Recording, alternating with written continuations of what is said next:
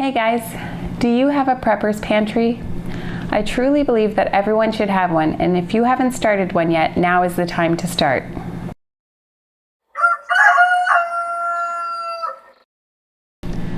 I think everyone should have a prepper's pantry to some extent. Now that doesn't mean you have to have a room fully dedicated to it with shelving and organization that makes it look like a grocery store. That's beautiful, that's amazing, and if you have that, I'm jealous.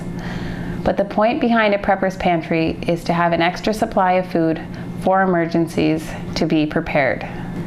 And that's what a prepper's pantry is all about, being prepared for any event that might prevent you from doing your weekly shopping at the grocery store. Whether it be a natural disaster, in some places it could be a hurricane, around here it might be a snowstorm. Maybe you're ill and you can't leave the house for a few days. Then there's supply shortages. Some people are concerned about that while others aren't. But all I know is that I do my grocery shopping mostly through weekly pickup orders. And as soon as I've picked up an order, I start a new list because I don't want to forget anything. Now I watch that list throughout the week, and often, more and more often, I find that those items that I have on my list are going out of stock. Some things come back within a day or two when trucks come in with their supplies. Other things are gone for weeks.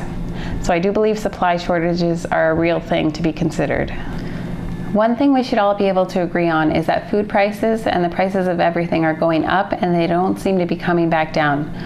So if you are starting a prepper's pantry for no other reason than to have a good stock of food to save money in the long run, it's well worth it. Now I understand that not everyone has a lot of extra money to dedicate to buying more than they need for that actual week.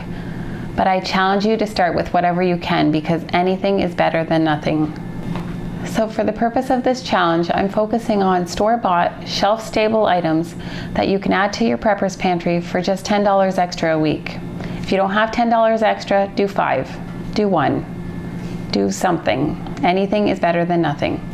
If you have more than $10 extra to spend, do it, it's worth it. Buy bigger quantities of things because you tend to save that way. So for the next few weeks, I'll be putting out a video each week and focusing on just a few items and challenging you to see how many non-perishable food items you can add to your prepper's pantry for $10. The point of this is to build up your stock, to fill your prepper's pantry a little bit each week, little by little, and it won't break the bank. So this week, I'm going to start with the very basics of a prepper's pantry: rice, beans, and canned meat. So I may be mentioning Walmart brands a lot. That's just where I shop mostly. I find they have the best deals often, but it's not always the case, so shop the sales, get as much as you can for your money. Rice at Walmart here locally, these are Canadian prices for those who may not be watching from Canada.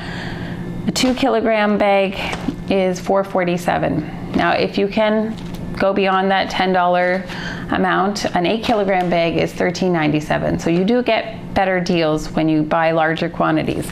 But a 2 kilogram bag is going to make quite a few meals. Something to keep in mind: white rice keeps and stores long term a lot better than brown rice. So as far as beans go, you have a lot of possibilities depending on what kind you want. There's baked beans. A can like this is 97 cents. That's the Great Value brand. Kidney beans, pinto beans, wax beans, green beans. These are $1.17, I believe. You can get the bags of dried beans, chickpeas, lentils, stuff like that, $3.37, and that's 900 grams. So that'll make a few meals as well. As far as canned meat goes, there's a lot of variety there as well. You can get higher priced ones like Vienna sausage, canned ham, canned chicken, or you can go with something like tuna. We like tuna, it's a very good value. This week at Walmart, cloverleaf tuna was 97 cents. Typically it's $1.67. Great deal. So of course, as we go through these weekly challenges, use your own discretion. If there's something that you don't eat, you don't like beans, you don't like rice, don't buy rice. It doesn't make any sense to buy rice if it's something you're not going to eat. If you see something that's an amazing sale, like practically half-price tuna, you might want to get 10 cans of that instead. Buy what works for your family, of course. And I'd love to read the comments and find out what you got that week for $10. So of course these are just examples. And to get a visual on what $10 will give you, if you have a $4.47 bag of rice, a $3.37 bag of lentils, and a couple cans of tuna that are on sale, that's about $10. Doesn't seem like a whole lot, but that's actually quite a bit of food. And if you add that to your prepper's pantry this week, and next week you add the equivalent in different ingredients, it won't take long to stock up. Pretty soon you'll have a very healthy stock of food, and having that food security is just an amazing feeling. I would love to read your comments and find out what you do with your challenge every week. What do you add to your pantry for $10 extra? These are suggestions. Next week it'll be something else. Whatever works for you, whatever you find that's a good deal that week, that's what you should go with.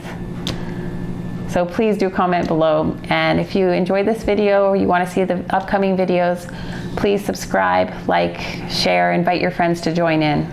Thanks so much, guys.